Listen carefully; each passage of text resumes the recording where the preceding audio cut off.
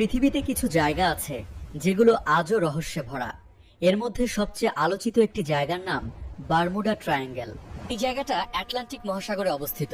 Miami, Bermuda আর Puerto Rico, এই তিনটি জায়গা মিলেই এই এলাকাকে বলা হয় বারমুডা ট্রায়াঙ্গেল।